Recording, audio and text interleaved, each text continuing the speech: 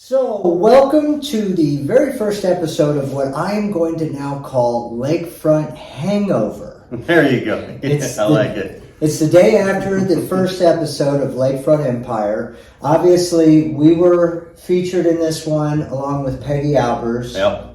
And we hope you watched it. If you haven't watched it yet, there's a lot of opportunities. You can stream it on HBO Max.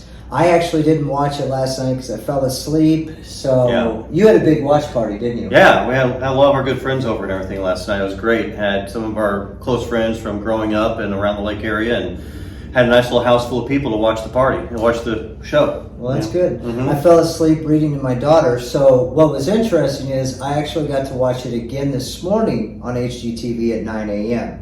So we're not up to date on how many times it's going to air, but there are a lot of opportunities. So we hope you'll catch it out. And we just want to go through and kind of recap what happened during the show. What I found really interesting, Jonas, was Peggy's story. Absolutely.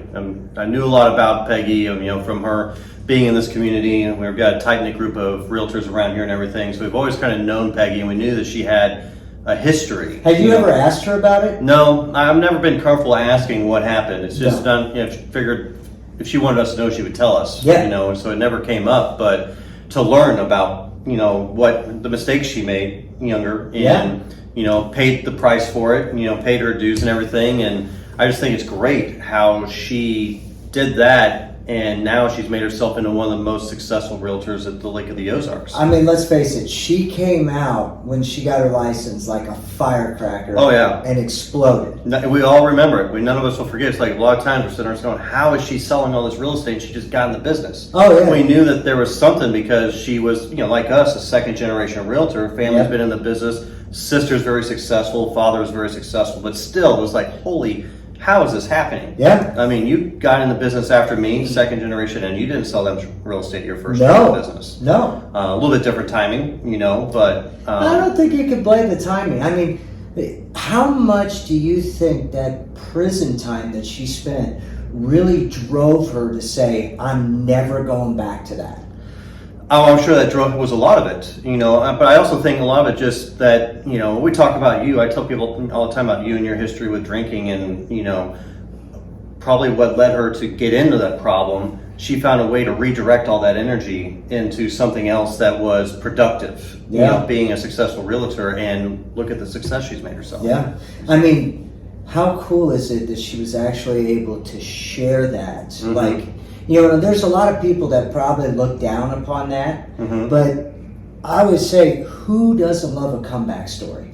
Yeah, and it's got to be nerve-wracking having a history like that to share with people, but probably the best thing to do is just to do it. Let people know. Don't hide anything from them, so that way there's no reason for them to not trust you. Yeah, and I got to tell you, if anybody chooses not to work with her because of her history, that's a massive mistake. Yeah. I mean, she has killed it in the real estate industry at the lake in the few years that she's been selling. She's absolutely an amazing person, has a huge heart. Yeah, very kind, very philanthropic, definitely goes. We've heard so many people talk about how they owe so much to her for what she's done beyond just the real estate sale to help them get to be, they're starting this community. Yeah, so. I mean, she's done a great job. And like I said, the comeback story on her is just absolutely amazing. And the one thing that pops in my brain about that is it's actually, a Bible verse, and it's, let he who is without sin cast the first stone. Well, none of us are perfect. We've all screwed up. And the fact that she was able to share that on national television, I have even more respect for her now than I ever did. Sure. Yeah, I was nervous going into it just, for being on national television just for who I am, but to have a history like that and to put yourself out there for the rest of the whole world to judge, that takes a lot of confidence. Yeah, it takes a lot of guts. A lot of courage. A lot of courage, absolutely. Yeah. And I thought she looked great. I thought everything she did was great. What I love about the show, speaking for ourselves, but for Peggy, they didn't ask us to be somebody we're not. Yeah. And that is her personality. She has a very, active, flamboyant personality. Yeah. And I think they allowed her to be herself, and it showed, and I love the authenticity and everything. Yeah, it was great. It was absolutely great. Let's talk about our deals that we had. So we had Justin and Cicely Wagner, And anybody that doesn't know, Justin Wagner owns Waves and Wheels. They customize boats, and I'm not going to sit here and try and talk about everything he does. It's absolutely incredible. And they're a great success story themselves too. Oh, his story, which I don't feel, he shared his story with us. I don't feel comfortable sharing his story. Yeah. You know, but if you ever get the opportunity to hear, he's got a true rags to riches story. Absolutely incredible. Very Love inspiring. it. You just can't help but feel good around the guy. He's got that charisma that you just feel good being around him. And then his wife, what a fabulous person. And everything she showed us with the hair work that she does and everything. I mean, I'm not going to try and understand it, but wow, it's truly amazing. I really enjoyed getting to know them. You know, showing them homes, working with them. I know you and Justin have been really good friends for a very, very long time, and working with them to help.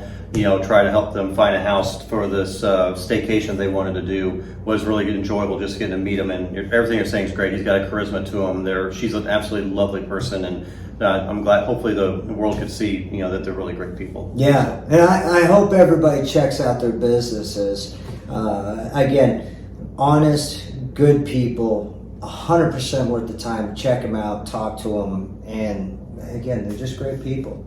But let's talk about that first house. Yeah. So that first house, obviously, Justin and Cicely, they passed on it because there was a water depth issue for his huge, beautiful boat that he's got and everything. But we were able to sell it. Nicole with our office, she ended up finding the buyer for it, and we put a deal together and got that closed last year. And our understanding that they're investing a bunch of money into updating, modernizing it, and I think they're going to be doing a vacation rental business out of that. That's great. I mean, it's a great piece of property. It just that water depth for him, it just didn't work out. And that leads into what it's you really saw in this episode, and I think you'll see it in a lot of the episodes, how important that boat dock element is to selling real estate here at Lake of the Ozarks. I mean, no matter if they're spending multi-million dollars or up to $400,000 or $500,000, how big is it? How big is the water? How long are the slips? That's an added element that we have to deal with here selling real estate that so many people just don't realize. Yeah, let's discuss that in just a minute. I want to go over to the second house that we showed the Wagners that they actually were really interested in. We tried to get it for them. That was listed by Sean Shelton. He's with Remax, Lake of the Ozarks, and I think he did a really good job pricing that house. Oh yeah, he priced that very effectively to maximize traffic through it and everything, and ended up getting multiple offers. Sold it above list price. Which brings up an interesting point because we deal with a lot of sellers that always they always want to push that envelope with the price. And there's a lot of times when we see that maybe that's not the right strategy. Maybe you need to look at the market value and maybe come in just under it so you can get more activity. I mean, I think you would agree, FOMO still exists in the marketplace today. Oh yeah, buyers know that while the inventory is still low and it's not as busy, if you price a home right, it shows right, looks good, it is going to sell right away. Absolutely. And when you get into that multiple offer situation, people do get FOMO, fear of missing out. And so, usually at times, if you're a seller and you do something like that and you're going to get that, which how are you really ever going to know until you hit the market? But once you start getting those bidding wars, you can really drive the price up over market and set a new market standard. There's a lot to be said about, slightly underpricing it. Often say if you're looking at a seller and says, hey, the comps are bringing you in at 520 or 510, maybe it makes sense to price it just under $500,000 so that it really drives maximum activity and you get a little bit of a bidding war going on. Yeah, and we don't know if Sean did this, what his, how his strategy worked and everything. We just know that he did an absolutely great job, and he's a good friend of ours. We have a lot of respect for him, and he really bent over backwards to make sure that we could get in for the show for this house and show it to the Wagners. And it worked out really well. Because there was so much activity on that home. And I remember you called him and it's like, hey, we got this going on. Can you get us in there? And the fact that he blocked out a segment of time for us to get in there and film that house, even with so many realtors calling him wanting to get in and show it, we really appreciate him going out on a limb like on that for us. Yeah, that was a big one. And so we made an offer, didn't get it. Why didn't we get it?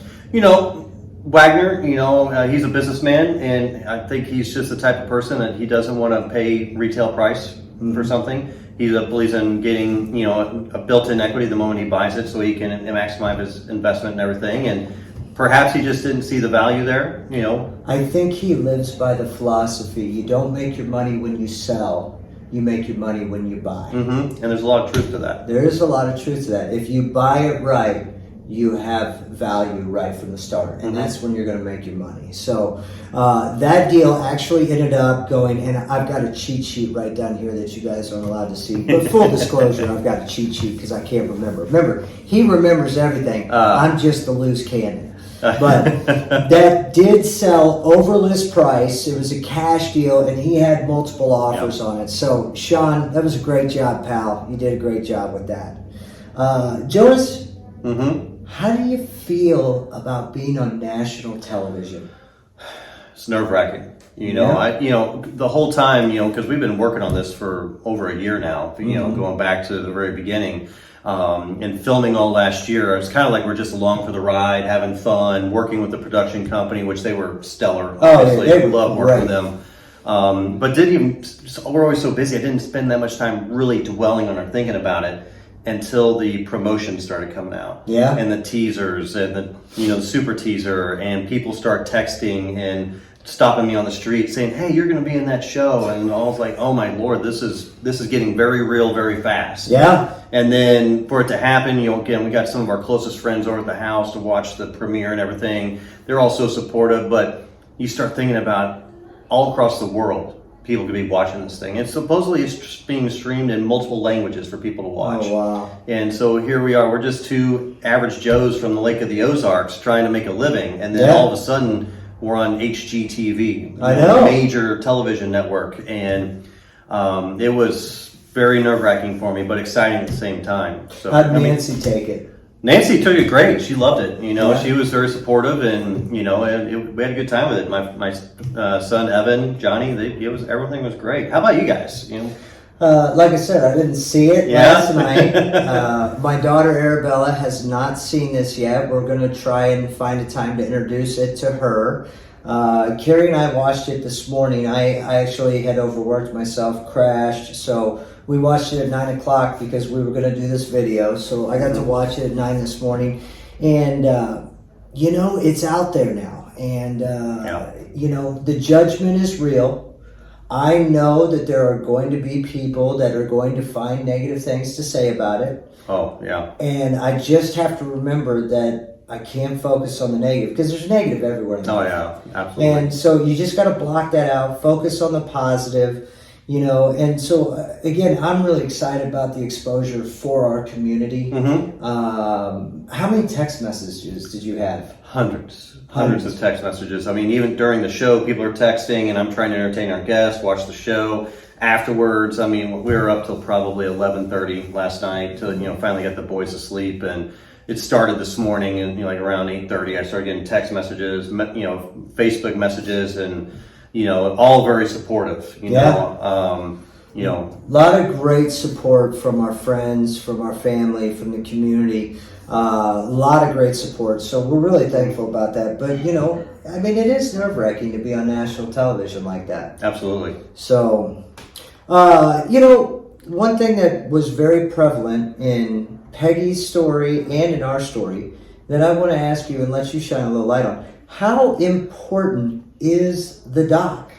Well, when you're selling a home on the Lake of the Ozarks, I mean, it's of paramount importance. So many people, that's the reason they're here. They want to be on the water. They want to have a dock. They want to have a boat, wave runners, swimming, and all that stuff. And, we experience it all the time. Not everybody out there in the real estate world gets to experience that added, layer of buying or selling property, and that is the boat dock. Yeah. And you saw it with Wagner, the first house we went and looked at. Great home. It was that big old fast boat he's got. Yeah. Even though it's way up the lake, they could get there in no time.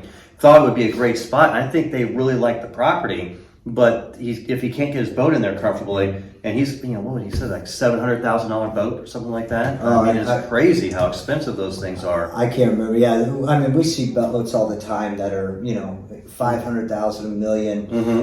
I mean, when we see the shootout, I mean, the amount of money they've got in those boats is absolutely astronomical.